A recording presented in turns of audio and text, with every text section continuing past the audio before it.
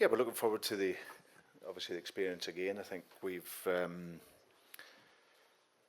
played obviously 2 games now. The first one, you come off and you feel absolutely amazing, and it's a great feeling. And then you come off after the second game, and it feels like an assault on your spirit. And but that is life at this level.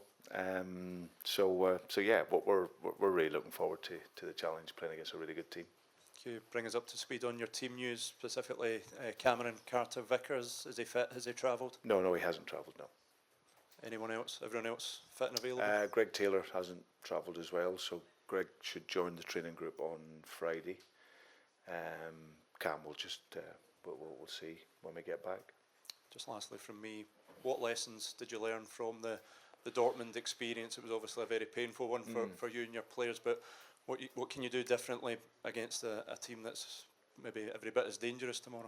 Yeah, no, it's a very good side, very aggressive team, very attacking, and yeah, for us I think it's that compactness in the team which is very important.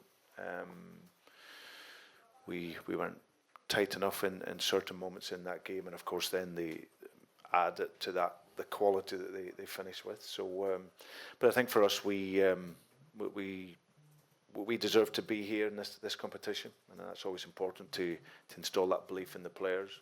You know you're going to have to defend well and be strong in your duels against a team that like I say, that is I say in terms of a defensive organisation and how they work, pretty unique in terms of that way, and are at the very, very highest level of that. So you got to be able to deal with that, play through that pressure, but also be really strong and defensively, and it's the aim we go into with every game. But going into the games at this level is even more important.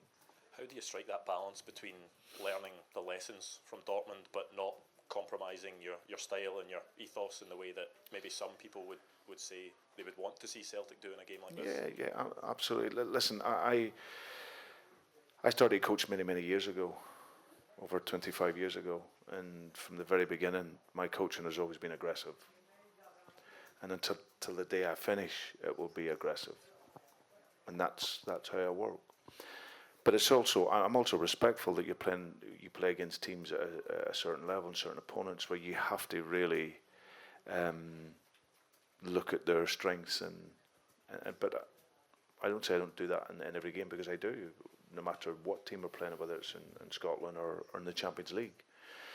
It's the level at which you can get punished. So I think it's one where you have to have the balance in your game. You have to be really strong defensively. There's going to be moments when you can press the game high. There's going to be moments when you're lower on the pitch. And I think the key learning for us has to be that when you are in those moments, you cannot go on your own. The occasion and the emotion, because we get a very, very inexperienced squad of players playing at this level. So sometimes you can make little decisions to jump out of your slot when you're defending when really you should stay, because at this level you'll get picked off. So that's the key for us. But we always have to carry that threat. We have to attack with that intention to play through that pressure and know that when you can do that against Atalanta, then there's space for you. So, but it's always about striking the balance. For the people that would say that they feel you need to be more pragmatic, or whatever the word would that not be being true to how you view football and how you want your teams to play football? No, listen, I think if you look at this club here in Atalanta, it's a great example. Obviously totally different resources and a way above us in terms of that. But I think if you look at the actual principle of it, they had came through and arrived into this level, and I'm sure the manager will tell you that some really harsh learning experiences in terms of the games that they played against, especially against the top Premier League teams, where it was a real challenge, and the scoreline, was difficult for them. But then they come away and they learn from that, I'm pretty sure, and stick with the philosophy, but still look at certain areas where they can be better and improve. And of course, then you become better with that. So if it's a pragmatic coach, it's a different coach. I'm a different person, and that's not to say that we don't go into the game and go out and just be all out attack, all out front foot. That's not how it is. But if a coach's DNA is to sit back and be that, then that's not me, and it won't be. It won't be that. It's as simple as that. My idea is to have an attacking philosophy, and which is about defending well, and defending when you haven't got the ball, and being really aggressive and be really strong and closing spaces, and then when you have the ball, look to create opportunities. But that's not to say I don't respect the different levels in the game, because I absolutely do. But I'll always be mindful of having a balance in both attack and defence. You said your team deserves to be at this level. Was that a message you had to reinforce the players or convince them of after Germany, when maybe their confidence did a bit of a whack and there was a lot of noise around that outcome as well? Yeah, I think it's when you always have to convince the players of that. As I said, we're competing at the very highest level. So yeah, that's something that when you come off, as I said, your spirit can be affected after games like that. But like I say, we have to get back on again, which we did do then at that weekend. Won the game, and like I said, you prepare for the next one. This is what can happen to you at this level, playing against the very top teams, the very best teams. It's not nice. It doesn't feel good, and as I said, but you have to deal with it, and that's what the players have done. Stephen. Brendan, they've got so much talent for the ranks, but Ademola Lookman is a player you know pretty well from the past. Can you just talk us through your relationship with him in the past?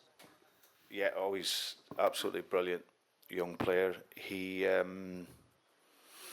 Ademola was one that we tracked back in my first time at Celtic. I think everyone knows the story. I met him in a hotel in London, and we're looking to convince him to come. Sadly, we just couldn't get to the levels that Charlton wanted for him, but the club done everything they possibly could at that time.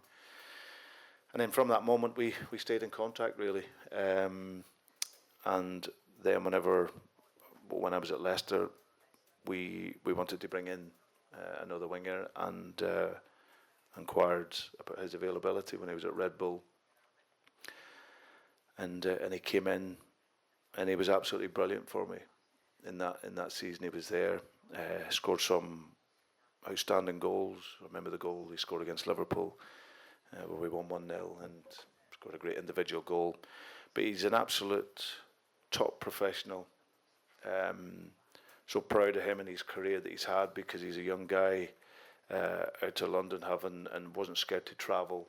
You think going to Germany at the time, and obviously had come up to the northwest of England, to Everton, but just following through his career. And then when he came to Leicester, you could see everything that he was, leads his life in the right way. Everything is geared towards being the best he could. Watching him in that Europa League final, the goals he scored, not by accident. He practiced that every day of his life where he could. He would be out with a bag of balls, doing shooting exercises long after other ones had gone in, working on his right foot, left foot. He's so balanced, can shoot off his right foot the same as his left foot. He's absolutely incredible young professional. And to see him score the hat-trick in the final last year was absolutely amazing. And so yeah, we stay in contact since that, back in 2000, whatever it was, 16, 17 I think it was. And yeah, he's such a good guy, a brilliant player. We wanted to sign him at Leicester at the time with the chance to take him, but sadly we couldn't sign any players that summer. And then Lee Congredon, who I'd worked with before, once I told him we weren't going to be able to sign him, Lee then took him here to Atalanta, and he's now a club legend. You said it was quite close with Celtic, Brendan. How close did you get? Well, close in the fact that he was really excited by the project of Celtic. He was at Charlton at the time. He was wanting to join a big club and feel those pressures and everything of why a player would want to come to Celtic. Charlton clearly were wanting to get as much as they possibly could for him. So when we spoke to him, then from the personal perspective, it was a move that suited him and suited his representatives, and he was very clear on that. But obviously, it was a financial sum in the end. I think he went for maybe about 11 million or something. Maybe went to Everton, and we were just drifted away from us. So financially, it was a challenge on the fee, but wages and everything else the club could do, and the player was keen in that moment, and so that's as close as it got.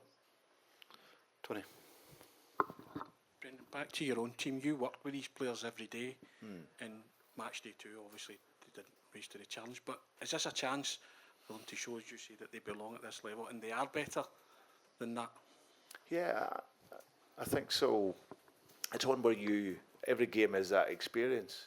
You know, as a football player, you don't want to be sat in the changing room feeling that again.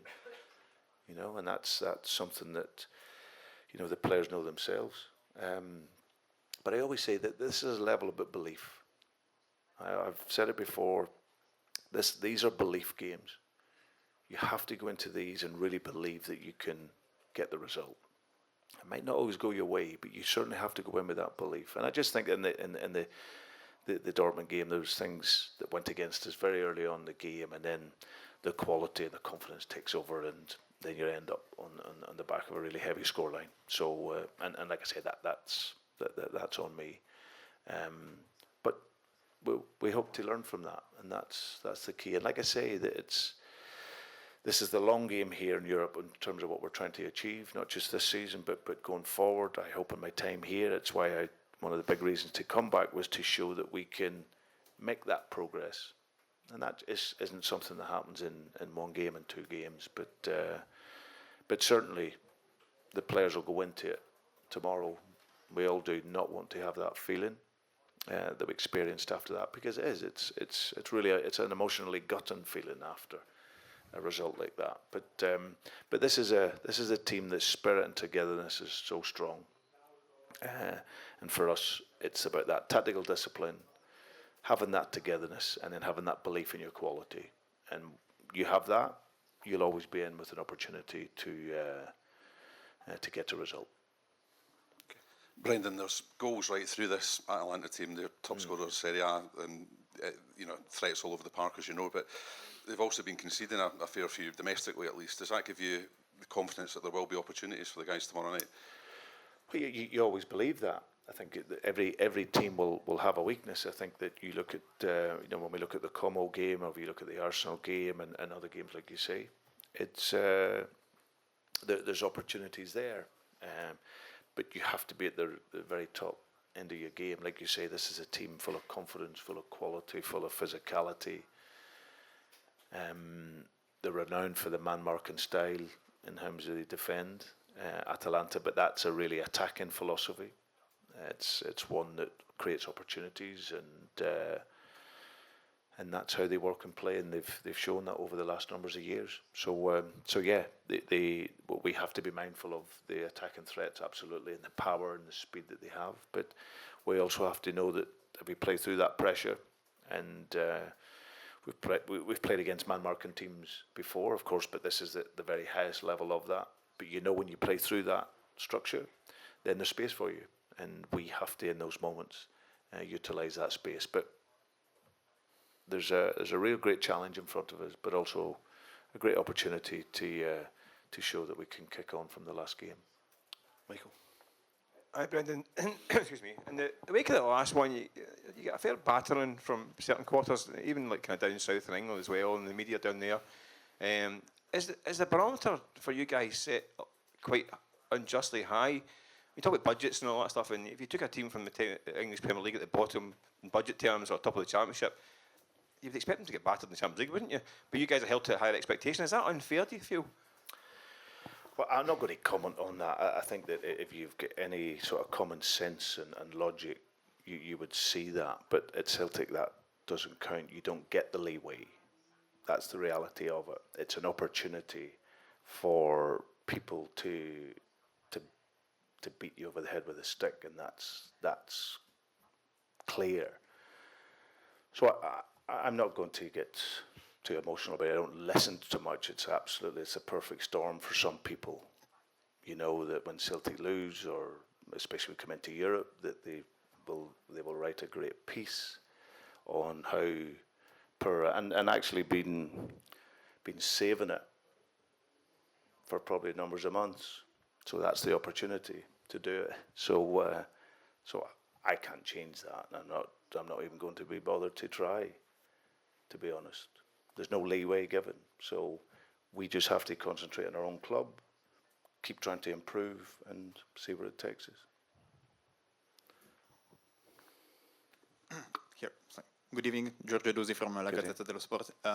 You already played against Atalanta 5 years ago with Leicester. It was a pre-season friendly, so it was also a different context. But what do you remember of Atalanta? How do you think the team, the playing style has changed over the years? Of course, many players changed, but lots of players are still there, like Jim City, Deron, and many others. Thank you. Yeah, but I think it was 2019. I think the style is pretty much the same. Lots of players change, but the likes of Darun and other players still here. Yeah, I think at that time, it was probably one of the first times that we've seen the overlap in fullback or overlap in centre half.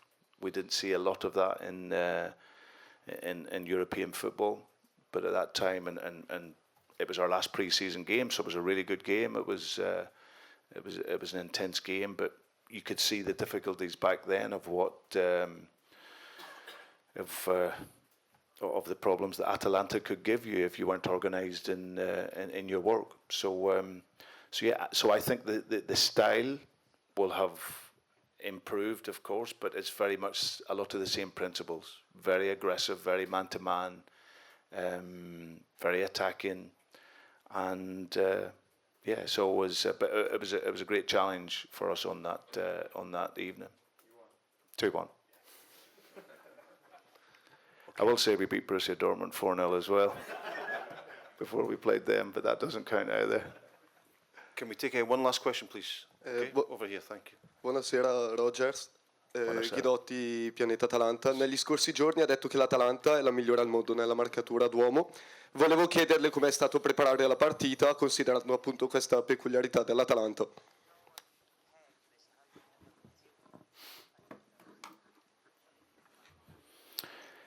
Yeah, I think the man marking, it's more than the man marking. It's that really aggressive style. How they man mark, how they cover the game is also the best for me in world football.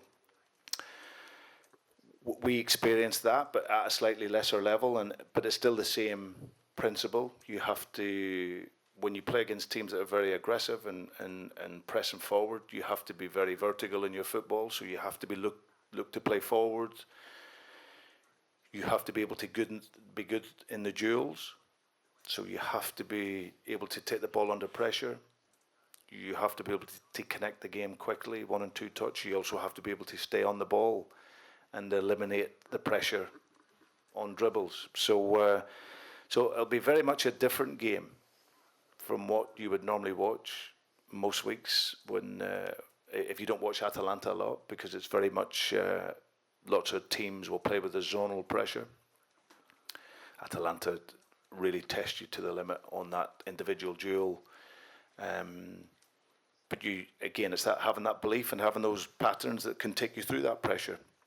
And of course, when you see lots of teams play against Atalanta, they will obviously go a lot more direct because there's space to play into that. So yeah, an exciting challenge, coaching challenge, and as I said, one that I had before when I played against them. But of course, they're a better team now, and we will see how we go tomorrow night. Okay, thank you very much. Thank you. Okay, cheers. Thank you. Hi, I'd like to introduce Callum McGregor, our captain, who most of you will know. BBC again. Thank you. Callum, it was a tough night at the office the last time in the Champions League, but I know moments after it you were determined to do better next time around. The time has come. How are you feeling? Yeah, good. like you said, obviously a difficult night the last time out, but listen, we can't lose belief that we're a good side, and we know we're a good side. So we came up against a top opponent, and we weren't quite right on the night. And at this level, that's what can happen. You can get punished, but like you said, we were determined to try and put it right, and the time has come. So we arrive here, the boys are feeling good, and now we have to go and produce a performance on the pitch to match that. Brendan made that very point that belief is going to be key. Is it going to be particularly key when you're under the cosh, which at moments there's every chance against such a good side you will be? Yeah, absolutely. And I think that's the challenge for the group is to stand up in those moments and control the game without the ball as well as controlling the game with the ball. So when you get to this level, you need to be really good in both aspects of the game to get points at this level. And like I said, we do a lot of talking, but we have to do our talking on the pitch and be together and be resolute. And then when we get the ball, we know we can cause them problems as well. The team obviously faced quite a bit of criticism for the performance in Dortmund. Do you feel as a group you have something to prove coming into this game? I think you've always got something to prove, especially when you play for Celtic. Even more so when you take a sore one, then of course everyone's looking for that reaction, and personally and collectively, people are looking to see, what direction you're going to go, and I think it's important tomorrow night that we show that we're together and we're a team that wants to fight and try and get as many points as we can at this level, and belief and confidence has got a massive part to play in that. So we understand that we had a poor night the last time out, and it's only us that can fix it. It's only us that have that opportunity to turn that around. Tony, sorry. Callum, you talk about learning lessons. What do you learn from match day 2? I think if you're not right and you're playing against a top opponent with that much quality and speed, then it shows that you have to be on the level, or else that's what can happen. And yeah, different factors in the game in terms of how clinical they were, but it shows you that type of thing can happen. So the lessons of that is we always have to be together, no matter how the game pans out. You have your block, and you got to be together and defensively strong, and limit the amount of space that you're giving the opponent. So we speak about trying to learn lessons, but ultimately we're the ones that have to show it on the pitch and show that we're getting better with each game and with each experience. So I guess you'll only know that at the end of these games. Any more questions? Stephen? Okay. No one else? Thank you. One more? Sorry, last one. Thank you. Hi Callum, welcome in Italy. Giorgio Dosi from La Gazzetta dello Sport. I wanted to ask you something about Atalanta. How do you prepare a game like a team against Atalanta? Coach Brendan Rodgers said that it's not usual to meet those teams that may do a man-marking oriented pressing. How do you think about that? Thank you. Yes, I'm sure the manager's already spoken about the challenges that type of football can give you, and we do face that type of game sometimes in the domestic league, and now we obviously jump up a level in terms of physicality and quality, which has its own challenge. But when you watch the game, the space is there. You have to be really brave on the ball. You have to be really strong, very organised, and control the tempo of the game with the ball, and then you can decide when you speed the game up and when you try and attack, and then control the game from behind as well. So you have to be very clever when you have the ball, because once the transition comes, then they have a lot of speed and power, and they're trying to set up the dual aspect of that. So it's important that we bring our best quality with and without the ball, and understand when to attack and when to keep the ball and make them wait. Okay. Patrick Iannarelli, Corriere dello Sport. Ti volevo chiedere quale giocatore temi della... Cos'è? Sorry. Ti volevo chiedere quale giocatore, esatto. E soprattutto come vedi la squadra dopo la vittoria dell'Europa League, quanto è cresciuta l'Atalanta? Grazie. Yes, I think they have a lot of strong players. The guys at the top end of the pitch, Lookman has a lot of quality in the duel and the 1v1 aspect of the game. So we have to try and limit that space. But they have very high quality players everywhere with good pace and power. So we have to look at the team collectively, and then maybe one or two individuals at the top end. We have to try and deny as much space as possible. Okay, thank you. All good? Thank you very much. Thank you. Cheers, guys. Thank you.